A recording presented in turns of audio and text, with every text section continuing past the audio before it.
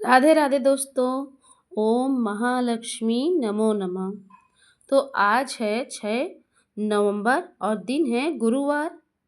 और आज से मार्गशीर्ष मास प्रारंभ हो रहा है। तो मार्गशीर्ष में के महीने में महालक्ष्मी व्रत का बहुत ज़्यादा महत्व बताया गया है। तो चलिए जानते हैं गुरुवार के पूजा की व्रत की पूजा विधि। तो दोस्तों, बुधवार की रात अपने घर के पूजा घर में जहाँ आप पूजा करते हैं वहाँ पे अच्छी तरीके से साफ सफाई कर लेंगे।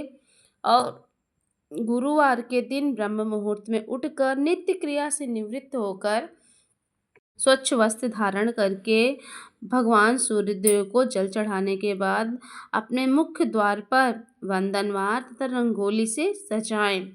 और मुख्य द्वार पर माता लक्ष्मी पर की कलश स्थापना करें और एक दीपक प्रज्वलित करें।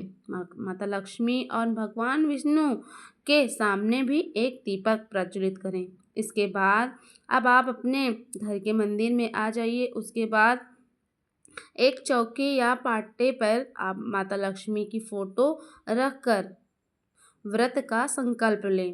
फिर उसके बाद धूप दीप कुमकुम श्रृंगार भोग वस्त्र आदि माता लक्ष्मी को अर्पण करें। उसके बाद इन सभी चीज़ों का शुद्धिकरण कर लेते हैं तथा व्रत और माता लक्ष्मी की व्रत कथा को सुनना चाहिए इस दिन। और ललिता सहस्त्र नाम और कनक धारा स्तोत्र का पाठ भी करना चाहिए। इसके साथ साथ श्री सूक्त पाठ और महालक्ष्मी मंत्र का जाप करना बहुत ज़्यादा शुभ माना जाता है। और इसके बाद पूजा आरती करने के बाद माता लक्ष्मी की व्रत कथा पढ़ी जाती है। तो चलिए आज हम लेके आए हैं माता लक्ष्मी की बहुत ही लोकप्रिय व्रत कथा। तो सबसे पहले अगर आप मेरे चैनल पर नए हैं तो प्लीज़ चैनल को सब्सक्राइब कर दीजिएगा। और अगर वीडियो अच्छी लग जाए, कथा अच्छी लग जाए तो प्लीज़ लाइक कर दीजिएगा। श्री महालक्ष्मी की कथा के अनुसार जब हम इसका श्रवण पठन करते हैं तो भारतवर्ष के सौराष्ट्र देश में द्वापर युग की यह कहानी है। सौराष्ट्र में उस समय भद्रश्रवा नाम के एक राजा थे। वे बड़े पराक्रमी राजा थे। 4 वेद 6 शास्त्र 18 पुराणों का उन्हें ज्ञान था। उनकी रानी का नाम था सूरत चंद्रिका। रानी दिखने में सुंदर और सुलक्षणा थी। वह पतिव्रता थी। उन दोनों को 7 पुत्र और इसके बाद एक कन्या का वरदान मिला था। कन्या का नाम इन्होंने रखा श्यामबाला। एक बार महालक्ष्मी जी के मन में आया कि जाकर उस राजा के राजप्रसाद में रहें। इससे राजा को दुगनी धन दौलत की प्राप्ति होगी और वह इस धन दौलत में अपनी प्रजा को और सुख दे पाएगा। गरीब के घर जाकर अगर रहें तो उसे धन दौलत प्राप्त हो तो वह स्वार्थी की तरह केवल अपने ऊपर ही खर्च करेगा। यह सोचकर श्री महालक्ष्मी जी ने एक बूढ़ी ब्राह्मण स्त्री का रूप धारण किया। हाथ में लाठी लिए लाठी के सहारे रानी के द्वार तक पहुंची। तथापि उन्होंने औरत का रूप धारण किया था और उनके चेहरे पर भी देवी का तेज था। उन्हें देखते ही एक दासी सामने आई। उसने उनका नाम धाम काम धर्म पूछ डाला। वृद्ध ब्राह्मणी का रूप धरित माता लक्ष्मी ने कहा, बालिके, मेरा नाम कमला है। मेरे पति का नाम भुवनेश है। हम द्वारिका में रहते हैं। तुम्हारी रानी पिछले जन्म में एक वैश्य की पत्नी थी। वह वैश्य गरीब था। दरिद्रता के कारण वह हर रोज घर में झगड़े होते थे तथा उनका पति रोज उसे मारता था। इन बातों से तंग आकर वह घर छोड़कर चली गई तथा जंगल में खाली पेट भटकने लगी। उनकी इस दुर्दशा पर मुझे दया आ गई। तब मैंने उसे सुख संपत्ति देने वाली श्री महालक्ष्मी की कथा सुनाई तथा मेरे कहने पर उसने श्री महालक्ष्मी व्रत किया। श्री महालक्ष्मी प्रसन्न हुई। उनकी गरीबी दूर हुई। उनका घर संसार दौलत संपत्ति से भर गया। बाद में पति पत्नी दोनों परलोक सिधारे। लक्ष्मी व्रत करने के कारण वे लक्ष्मी लोक में रहे। उन्होंने जितने साल महालक्ष्मी का व्रत किया उतने हजारों साल उन्हें सुख भोग मिला। इस जन्म में उसका जन्म राजघराने में हुआ, परंतु वह श्री महालक्ष्मी का व्रत करना भूल गई। उन्हें यह दिलाने में आई हूँ। बुढ़िया की बातें सुनकर दासी उन्हें प्रणाम किया तथा श्री महालक्ष्मी का व्रत किस तरह किया जाए इस बारे में पूछा।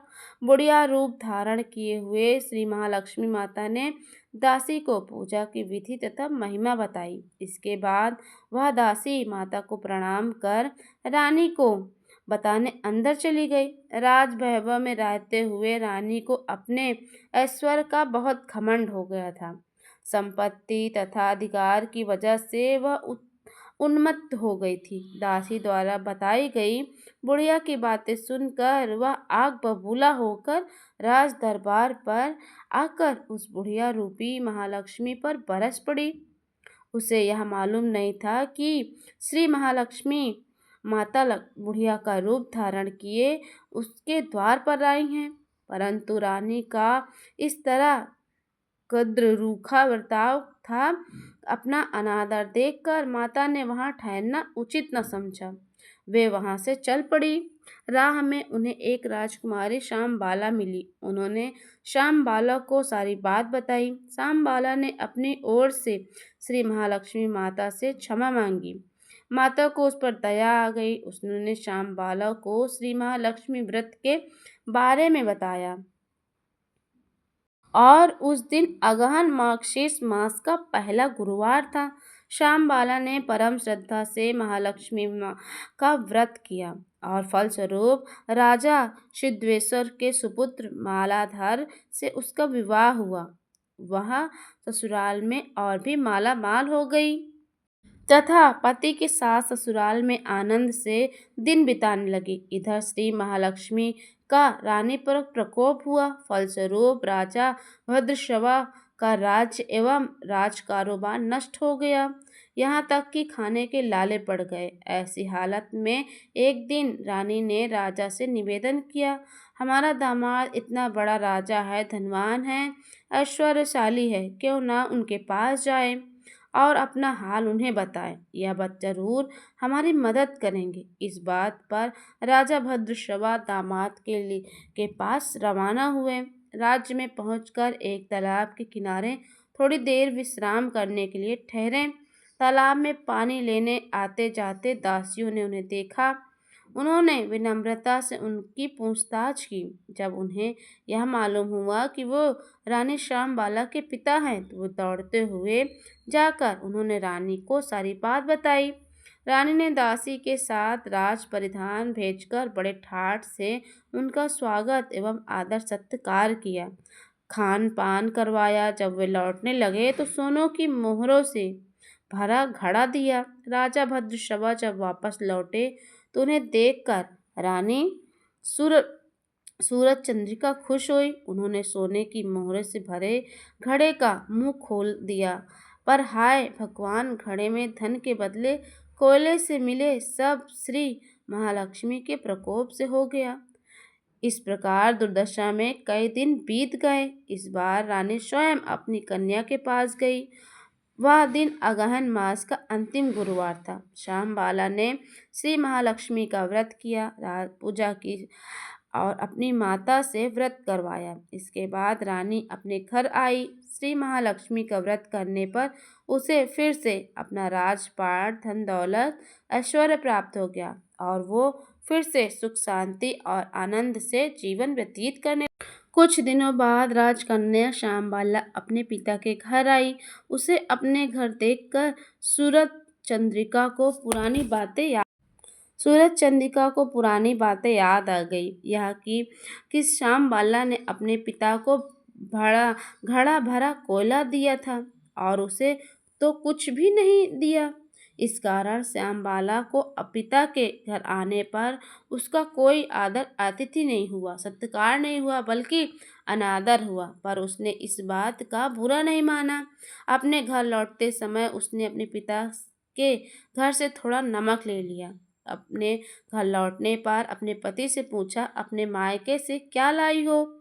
इस पर उसने जवाब दिया, वहाँ का सार लाई हूँ। पति ने पूछा, इसका क्या मतलब हुआ? श्यामबाला ने कहा, थोड़ा धीरज रखो, सब मालूम हो जाएगा। उस दिन श्यामबाला ने सारा भोजन नमक डाले बिना बनाया और परोसा। पति ने खाना चखा, सारा खाना नमक बिना था, इसलिए स्वाद न आया।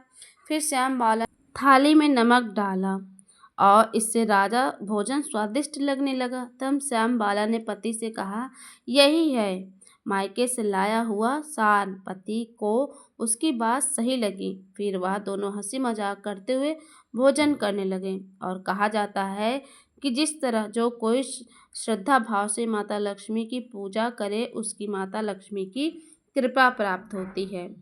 तो ये थी माता लक्ष्मी की व्रत कथा।